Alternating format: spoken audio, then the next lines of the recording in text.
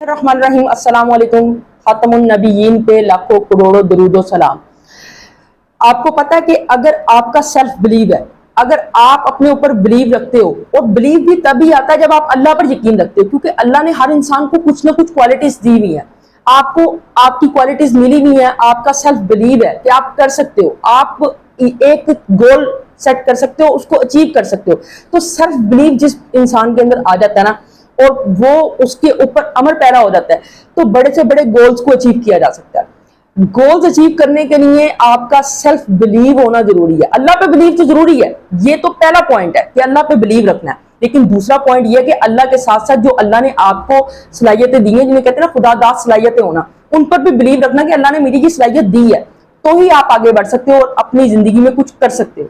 तो बेहतर यही वे है कि अपनी सलाहियतों के ऊपर फोकस करें और उनसे फायदा उठाएं और सेल्फ बिलीव के ऊपर रहें।